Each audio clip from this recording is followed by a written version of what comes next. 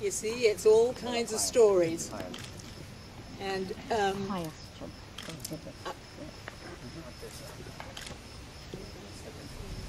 that's right, I know it's in the right spot if I'm going cross-eyed. Thanks, Bill. So, different kinds of stories, you know, passion old, passion new. And then we have a completely different story, which is about heat. You know, you've all heard that saying, if you don't like the heat, you get out of the kitchen. Our next storyteller has spent 27 years in corporate America dreaming of ways to get out. And she finally came up with a really hot idea. Please welcome Ivy Eisenberg.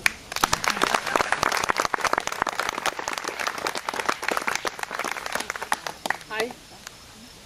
Can you hear me? Am I good? Perfect. Nice and Okay. So in 2003, I was stuck in the bowels of Verizon's IT department. But I had a hot idea that was so brilliant, it was going to propel me out of there and make me rich and famous. So my idea was, I was going to make my own line of corporate function fortune cookies with work-appropriate fortunes on the inside. And on the back, instead of speak Chinese, it was going to be speak Yiddish. So I decided what I would do is for my beta test prototype run, I was going to run it by my team, and I arranged a mandatory work meeting for my team to show up, after which we would have a lovely lunch and then a dessert swap. And it would be there that I would unveil my creation. So I set to work writing the fortune cookies. I came up with really, really funny jokes, and I was able to line up the fortune cookies perfectly, and I got the best shade of rose pink for the font, and I was able to just make them on my laser printer. They looked exactly like fortunes. So there would be one that would be, say, HTTP 404: not found. And on the back, it would say, smear, spread, or bribe. There was one that said, talk is cheap, often cheaper on nights and weekends. And on the back would say, chutzpah, nerve. I had 24 fortunes ready to go, and the night before the meeting, it was time to make the fortune cookies. I had gotten a very easy recipe off Google, off the internet, that didn't require travel to the Far East for specialized equipment, and I had planned out the whole production run, and it was 10 o'clock the night before.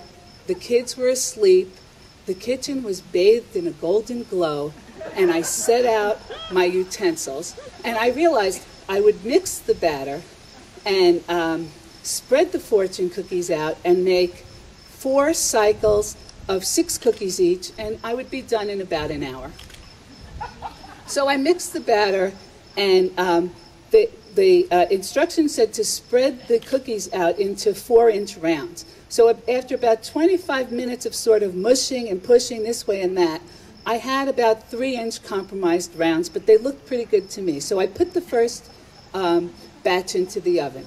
The recipe called for, this should have been a tip-off for me, the recipe called for baking the cookies from between 5 to 20 minutes. So I figured, let me just do 12 minutes, that should be about right. The idea would be you would take the cookie out, and while it was still soft, you would mold it into the fortune cookie shape and store it in a muffin tin. So I put the first 6 cookies in. 12 minutes later, I pulled the cookies out. I took the first cookie. It started to bend, but then it cracked. I took the next cookie. It cracked. It was already too hard. The recipe said, if you need to soften the cookies, you can throw them into the oven for another minute. So I take the pan without my oven mitts, and boy, that was hot, burning my fingers, and decided, as I was soaking my bulging fingers in the lukewarm water, that I was going to try now 7 minutes and 3 cookies each. So I prepared, eventually dried off, prepared a pan of 3 cookies, put them in the oven, took them out. The first fortune cookie, folded it, it worked. I took the next cookie out, it was too hard. I took the next cookie out, it was too hard. So it was about 11:30 at this time. I had exactly 1 fortune cookie made. And I realized it would take about 48 hours to finish, which wasn't, since I had people flying in, that wasn't acceptable. I settled on 6 minutes baking 1 cookie at a time, but I would stagger the operation. So while 1 cookie went in, the other cookie, I would prepare the other cookie, and I would get them all done in a couple of hours. So by 4:30 in the morning,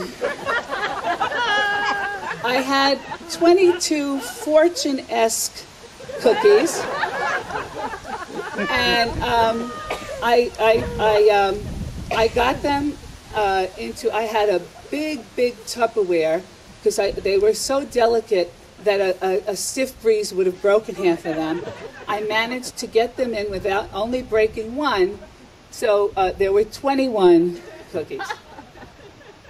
I show up to the meeting in the conference room the next day. I brought my cookies. They were cloaked in a secretive tea towel so as not to reveal the secret until the right moment. And I will say that that dessert buffet was a force to be reckoned with.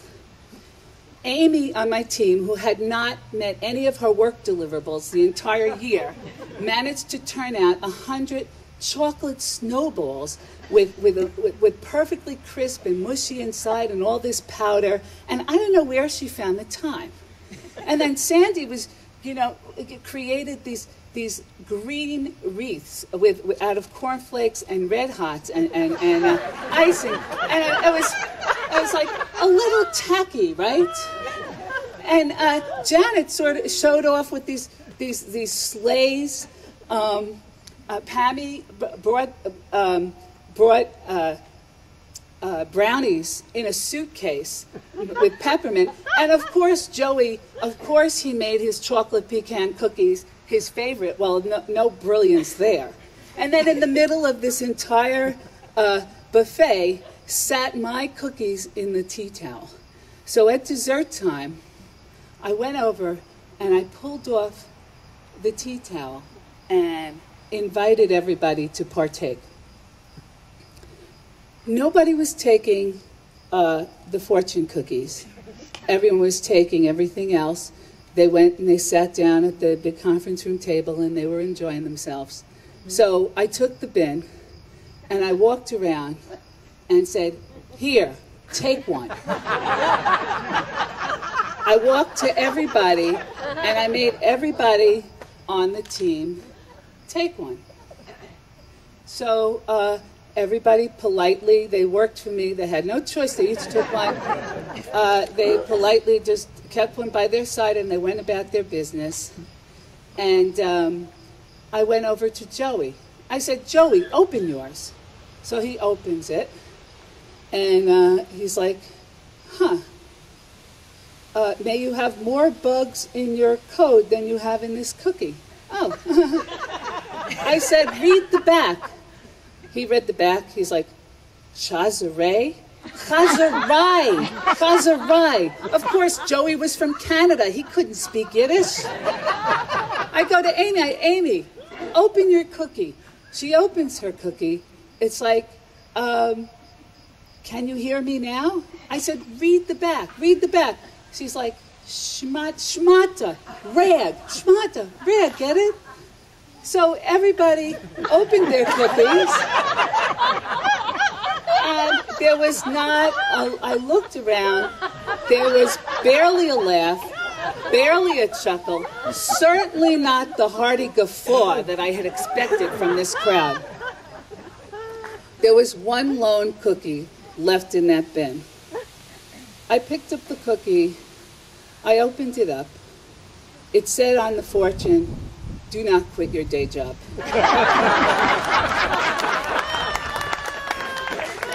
And on the back it said, oy vey.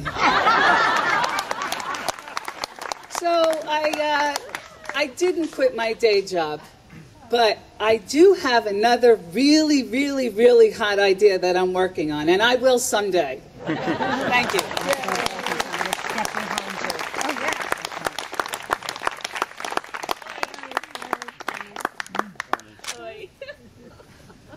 Oy vey gewalt, that's what they told me. So it's all different kinds of heat. And our last story involves a very hot and muggy summer in Chicago and also New Haven. The man who's going to tell it is a writer, a blogger, and he's also a terrific storyteller. His name is Tom Pfeiffer.